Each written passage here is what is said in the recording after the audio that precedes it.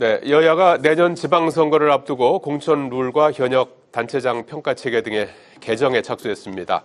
당내 공천 지형을 뒤흔들 수 있는 민감한 사안인 만큼 긴장감이 감돌고 있는데요. 정치인사이트 서가번 전 민주당 의원, 홍석준 전 국민의힘 의원과 국회 현안 살펴보겠습니다. 안녕하십니까? 안녕하십니까? 자, 공천 룰을 여야 모두 지금 손보고 있는 것 같아요. 이제 지방선거가 다가오고 있긴 한 것 같아요.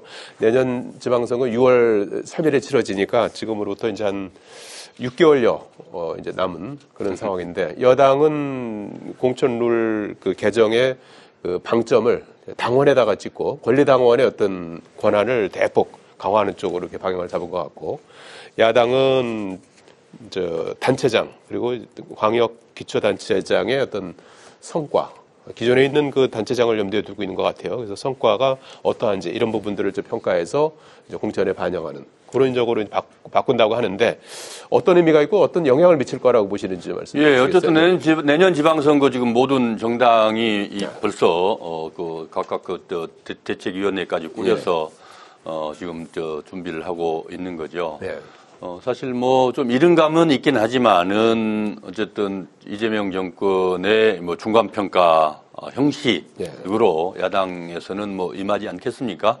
여당도 어쨌든 또 지방선거 승리를 통해서 이재명 정권의 내란을 종식하고 또 힘을 받아서 국정을 운영하는데 탄력을 받는 계기를 마련해야 한다. 이런 큰 의미가 있는 게 여야 모두 아니겠습니까? 모두가 다 그렇죠. 그렇죠. 반대로 야당도 역시 마찬가지고. 그러는데, 결국은 핵심이 이제 후보를 어떻게 내느냐. 또 어떤 전선을 만들어서 전략을 가지고, 국민들에게 소구력을 득표력을 받을 것이냐, 인정을 받을 것이냐. 이런 건데, 가장 핵심이 후보 선정이거든요. 기존에, 어쨌든 국민 경선, 50대 당원 50, 그 다음에 일반 국민 50. 이 룰은 결코 흔들리지는 않을 것 같아요. 네. 정청래 민주당 대표가 이제 발표한 것 가지고 약간의 논란이 있는데, 더 들여다봤더니 구체적인 것도 이제 예비 경선. 후보가 4명 이상이 되어서 이른바 난립이 됐을 때, 그건 늘 해오던 방식이거든요. 기존에는,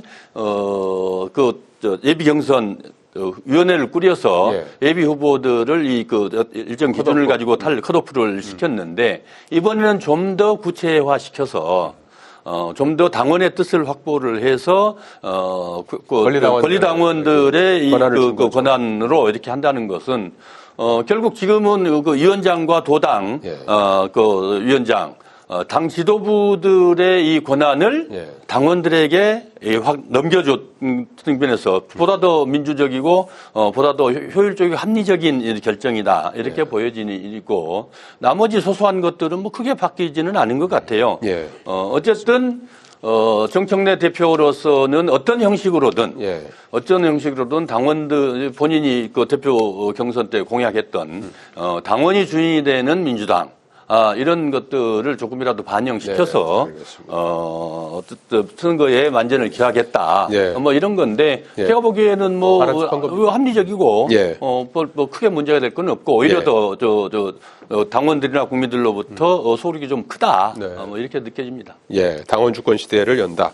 내일과 모레 제산당원 투표가 실시되는데, 일단 좀 결과를 봐야 될 것 같고, 국민의힘은 현직 단체장의 어떤 평가에 방점이 찍힌 것 같아요. 이건 어떤 변화를 줄까요? 일단 장동영 대표나 지금 이제 지방선거 기획단장인 지금 나경원 대표의 말은 이제 당 기여도를 좀 더 이제 중요시하겠다. 이렇게 이야기를 하고 있습니다. 그러면 구체적으로 어떻게 할 것인가에 어떤 문제는 조금 더 이제 지표가 좀 필요할 것 같고, 민주당 마찬가지 국민의힘도 공직자들에 대해서는 이제 당원 50% 이제 여론조사 50%로 이제 하는데, 이런 어떤 일반적인 어떤 부분 외에 당성 그리고 당 기여도를 어떻게 할 것인가에 어떤 문제가 앞으로 이제 구체화를 어떻게 할 것인가에 어떤 문제일 것 같습니다. 특히 지금 국민의힘 같은 경우는 절대 어떤 소수 야당인 입장에서 그 기초의원들부터 지방자치단체장들까지 어떤 그 당 기여도라는 입장이 굉장히 좀 중요시 여길 수밖에 없을 것 같고, 단지 현직 단체장들 같은 경우에는 뭐 무작정 뭐 교체하기도 쉽지 않을 뿐만 아니라 또 그렇다고 해서 또 현직 단체장들이 또 경선으로 했을 때는 또 유리한 면도 분명히 있기 때문에 이런 현직 단체장들의 어떤 어드밴티지를 일정 부분 좀 감하기 위해서는 좀 임기 기간 중에 어떤 성과를 PT를 통해서 평가를 하겠다. 네. 그렇게 해서 좀 나름대로는 어떤 좀 그 성적이 실적이 저조하는 어떤 현직 단체장들에 대해서는 좀 마이너스를 함으로써 좀 다른 경쟁자와 이렇게 좀 이제 어느 정도 이제 높이를 맞추겠다. 네. 뭐 이런 어떤 취지인 것 같습니다. 네. 역시 그것을 구체화하는 것은 앞으로 어떤 그 이제 공천기획단이라든지 이제 그런 그 이제 완성이 되면 좀 더 이제 구체적인 지표가 좀 나올 것 같습니다. 예, 당심을 좀 많이 강조한다. 그렇습니다. 하다 보니 네. 민심하고 좀 아닙니다. 그 민심에 어차피 좀 수렴되는 쪽으로 가야 되겠죠. 아니 어차피 이제 예. 50대 50으로 예. 뭐 여론조사는 반영이 되는 것이고 네, 단지 이제 당선 부분에 대해서 당 기여도 당성을 좀 더 예비 경선이라든지 아니 본 경선을 어떻게 반영할 것인지에 네. 대해 남은 어떤 과제인 것 같습니다. 예. 자, 대장동 항소 포격 관련한 후폭풍이 이어지고 있습니다. 법무부가 검사장 등에 대해서 전보조처 징계를 추진하면서 일부 검찰 고위직이 추가로 이제 사의를 표명한 그런 상황인데, 이런 그 반발이 검찰 고위 간부들의 줄사태로 이어질 수 있다, 이런 전망도 나오고 그렇습니다. 국민의힘은 오늘 과천 법무부 청사 앞에서 규탄 대회를 열고 정성호 장관의 사퇴를 촉구했습니다. 이 사안은 어떻게 좀 예, 풀어야 어쨌든 될까요? 참 안타깝고 바람직스럽지 않죠. 검사들의 집단 항명으로 이렇게 우리 국민들은 이해하고 있고, 그런 모습에 대단히 우려를 표시하고 있고 또 질책을 가하고 있는 형국 아니겠습니까? 네. 오늘 다행히 정성호 장관이 어제 보니까 항명이 아니다, 의견을 전달한 것 같다. 이렇게 얘기를 했고, 또 국민들 보기에 막 말씀드렸을 때 집단 그 항명으로 비춰져서 바람직스럽지 않았는데, 파악해 보니까 나쁜 의도는 아닌 것 같다라고 좀 이렇게 어느 정도 지금 이 캄다운해서 진정 국면을 만들겠다, 이런 의지의 표현이라고 보여졌습니다. 예. 그러나 어쨌든 우리가 이 차제에 분명하게 좀 짚고 넘어가야 될 것이, 예. 결국 검찰 개혁이 왜 우리 국민들이 그렇게 압도적 다수로 다수가 이 검찰이 개혁하지 않으면 안 된다라는 의견을 보내고 있는지에 대해서 분명하게 좀 짚고 넘어가야 될 것 같아요. 네. 우리가 늘 지금 계속 얘기 나온 게 이제 선택적 정의 아니겠습니까? 예. 이 검찰이 강한 자한테는 약하고, 강한 정권들, 검찰을 억압하고 국민들에게 좀 더 강한 권력을 행사하는 이명박, 네. 박근혜, 네. 윤석열 정권 때는 한없이 낮고 낮은 자세로 정권을 섬기다시피 했던 검찰 아니겠습니까? 그러다가 책임과 권한, 네. 민주주의를 외치고 그래서 각자의 권한들을 존중하게 맞게 행사해야 된다라고 주장하는 우리 민주당 정권 때는 또 네. 강한 검찰로 결국 이런 모습까지 보여준 거 아니겠습니까? 결국 그런 모습들의 선택적 정의를 보낸다. 예를 들면은 그런 거죠. 윤석열 대통령을 내려놓아서 구속 취소를 할 때는 찍소리도 못했지 않습니까? 김건희 때는 또 어떻게 했습니까? 김건희 때는 경호실에서 황제 조사를 받더니 급기야는 그냥 봐줘버렸잖아요. 그럴 때도 단 한 번이라도 검찰에서 누군가 문제 제기를 한 적이 있냐는 거죠. 이 문제들에 대해서 옳고 그름의 문제가 아니고 국민들을 위해서 또 이 나라의 민주주의와 정의를 실현하기 위한 이 최후의 보루라고 주장하고 있는 이 검찰이 결국 국민들을 위해서 자기 역할들을 어떻게 해야 될 것인지 성찰하는 계기가 되기를 바라고, 또 이 문제들 가지고 국민들이 불편하지 않게, 또 각각의 역할을 잘 할 수 있는 예. 그런 계기가 되기를 바라겠습니다. 이게 대장동 재판 항소 포기와 관련해서 이제 검찰 개혁까지 맞물리면서 상당히 이제 복잡한 양상으로 돌아가는데 이번 좀 어떻게 좀 해법을 찾을 수 있겠습니까? 예, 정말 그 당군 일의 최대 비리 사건인 김만배 일당 등에게 천문학적인 지금 수익이 지금 돌아가는 어처구니 없는 사태가 지금 발생했습니다. 그래서 지금 남욱 같은 사람은 내 재산 500억 돌려달라 그렇지 않으면 손해배상하겠다 이런 식으로 범죄자가 오히려 큰 소리를 치는 이런 어떤 어처구니 없는 상황이 벌어졌는데 과연 왜 이런 어처구니 없는 항소 포기 사건이 발생하게 됐는지 당연히 검찰에 대해서는 검찰 입장에서는 당시 노만석 대행에게 연유를 밝혀달라 이렇게 이야기하는 것은 뭐 지극히 당연하고 오히려 그렇게 이야기를 안 하는 것이 이상한 거죠. 그런데 이것을 이제 항명이라는 프레임으로 검사들에게 압박을 가하고 또 뭐 징계를 하겠다 이런 식으로 이제 하는 것은 정말 우리 대한민국의 법치의 한 축을 담당하고 있는 검찰 조직을 너무나 무책임하게 그리고 무차별적으로 정치 보복을 하는 것이다 이렇게밖에 생각이 들지 않고 특히 이런 식으로 자꾸 되면 사실 이런 어떤 사건은 아주 예외적인 것이고 지금 검찰이 갖고 있는 어떤 민생 사건들이 얼마나 많이 있겠습니까? 이런 식으로 집권 여당이 검찰 조직을 묵삽을 내면 결국은 피해는 고스란히 국민들에게 갈 수밖에 없는 것 같고 그런데 지금 이제 검찰 내부에서도 사실은 상당히 저는 안타깝게 보는 게 검찰이 지금까지는 어떤 공익의 수호자로 하면서 정말 그 목소리를 낼 때는 냈는데 지금 검사장 18명 중에 지금 벌써 2사람이나 지금 이제 사퇴를 하고 한 것은 그야말로 좀 무책임한 것이 아닌가. 검찰 조직에 남아서 왜 이것이 항명이 아니고 당연한 어떤 검찰의 어떤 요구고 항소 포기가 왜 잘못인지 그리고 또 정권에서 뭐 징계를 한다든지 하면 또 그 내부에서 또 싸워야 되는데 무책임하게 사퇴를 하는 것은 국민들이 볼 때도 너무 검찰 조직이 이제 우리 대한민국에서 나약해졌구나. 과연 정의를 실현할 최후의 어떤 수단으로서 검찰 조직은 어디 갔느냐 이런 입장에서 검찰 조직에 대해서 너무너무 좀 안타깝게 보여집니다. 알겠습니다.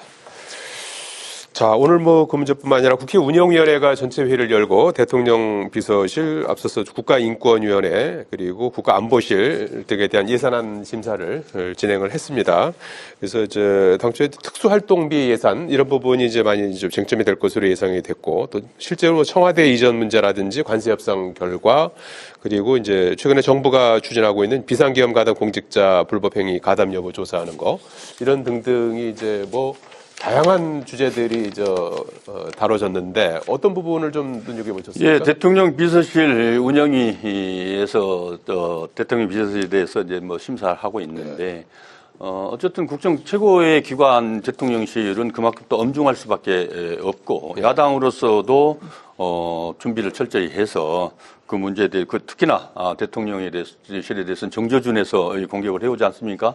늘 그게 국감 때도 그렇고. 또 예산심의 때도 그렇고 늘 너무 당연한 일들인데 결국은 지금 특활비 오늘도 역시 예외 없이 특활비 갖고 논란을 벌이기는 했습니다만은 뭐 매번 그렇게 했죠. 업무 추진비 특활비. 결국 이 문제의 핵심이 지난 정권에서 이거 뭐 특활비 특히 삭감했다라고 해서 야당들이 반발하고 있는데. 결국 그 특활비라는 게 특활비를 그때 그냥 없앤 게 아니고 정부의 국민들의 혈세인 정부의 예산은 지출과 그 내역에 대해서 국민들에게 소상히 밝히고 그렇죠. 당연히 밝혀야 되는 거죠. 그 당연히 밝힌다라는 게 결국 국회에서 심의를 받는 거 아니겠습니까? 예산 결산에 대해서 그러면 결국 영수증 정빙 서류를 내놔야 되는데. 중요한 검찰도 그렇고, 청와대도 그렇고, 힘 있는 기관들은 특활비 업무 추진에 대해서 영수증 정빙서를 안 내놓겠다. 안 내놓겠다. 그러니까 이제 당시 야당으로서, 민주당으로서는 할 수 있는 최후의 수단이라는 게 결국은 그러면은 우리 더 이상 이거 특활비 줄 수 없다. 삭감했죠. 삭감했죠. 그러나 이제 지금 민주당 정권, 이재명 정권에서는 특활비에 대해서도 다 증빙서를 제출하겠다. 그래서 당연히 그러니까 정상적으로 정상적으로 편성이 됐고 네. 정상적으로 지금 진행하고 있는 거 아니겠습니까? 예. 그걸 가지고 야당에서 심하게 이렇게 하는 것은 좀 맞지 않다라는 예. 것들이고 또 나머지 뭐 여러 가지 가지 있었습니다만은 예. 뭐 큰 문제는 없는 것 같습니다. 홍 의원님은 어떤 뭐 저는 민주당과 문제도 이재명 있고, 정권이 예. 참으로 참 후한무치한 게 본인들이 야당일 때 1년 전쯤에 특활비를 삭감할 때는 뭐 영수증 운운하지만 별로 달라진 게 하나도 없습니다. 그럼에도 불구하고 여기에 대해서 입장 표명이라든지 사과 한마디도 없이 슬그머니 특활비를 뭐 살리는 건 못지않게 오히려 지금 이제 예산을 특활비를 더 지금 올리고 있는데 그야말로 후한무치하다 그렇게 이제 생각이 들면서 물론 지금 국민의힘 입장에서는 과거면 민주당 했던 그대로 특활비를 뭐 삭감하겠다 이런 어떤 입장을 해서는 저는 안 된다고 봅니다. 왜냐하면 특활비는 또 특활비대로 필요하기 때문에 그럼에도 불구하고 민주당과 이재명 정권에서 과거 야당 시절에 특활비 삭감한 거라든지 또 탄핵을 30몇 번 해서 사실상 국정을 마비한 이런 부분에 대해서는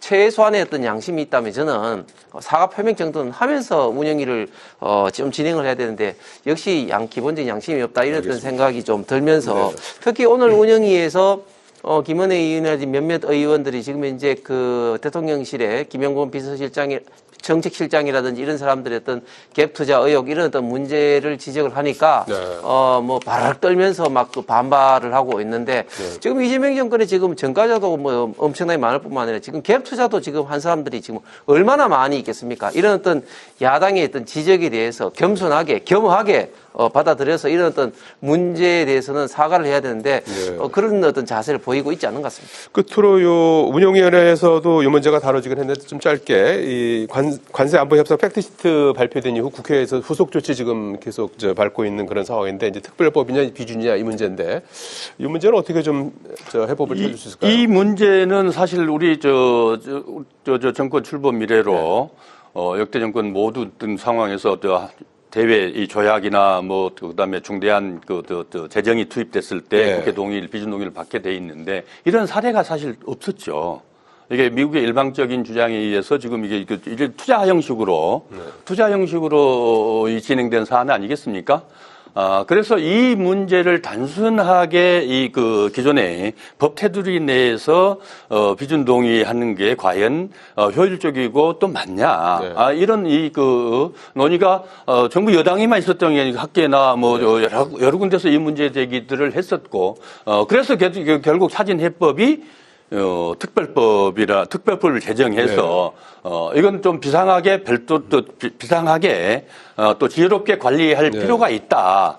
라고 오히려 좀 더 근거를 분명하게 하고 책임과 소재 뭐 이런 것들이 다 들어가 있겠죠. 진행 사항들도 이 법으로 특별법으로 제정하기 때문에 이런 안을 만들어낸 것은 지극히 온당하고 합리적이고 또 아주 대단한 해안이었다. 이런 생각을 갖고 있는데 야당에서 반대하고 있는 거는 도대체 영문을 잘 모르겠어요. 네. 이건 사실 뭐 여야의 문제가 아니라 국익 차원에서 같이 합의를 보면 될 것 같은데요. 예. 무능한 좌파 정권이 집권하니까 팩트 시트가 아니라 굴종 시트다, 퍼주기 시트라는 게 지금 드러났는데 지금 헌법상 군대를 파견한다든지 국가의 어떤 부담이 되는 어떤 조약 체결하면 당연히 비준을 해야 됩니다. 지난 한미 FTA 협상에도 당연히 이제 국회 비준이 됐었죠. 그렇기 때문에 당연히 이번 미국과 이 문제는 엄청난 우리 대한민국의 어떤 외화가 지출될 수밖에 없고 그리고 많은 어떤 내용들이 있기 때문에 당연히 이제 비준을 해야 되는데 이것을 비준을 하지 않고 특별법을 자꾸 특별법 운운합니다. 네. 그래서 제가 볼 때는 특별법을 제정해야 될 특별한 어떤 이유가 있는데 그건 뭐냐면 기존의 어떤 법으로는 어떤 외환 반출이라든지 등등등 문제가 있기 때문에 특별법을 제정하는 것처럼 이야기하는데 네. 그럼에도 불구하고 비준을 하지 않으면 이거는 명백히 알겠습니다. 헌법을 위반하는 것이다. 네. 강조드립니다. 알겠습니다. 이 문제는 이제 국회에서 조금 더 좀 논의되겠죠. 논의가 이어지는 과정에서 얘가 좀 대화할 기회가 여러 차례 있을 것 같습니다. 여기까지 듣겠습니다. 고맙습니다. 감사합니다. 감사합니다.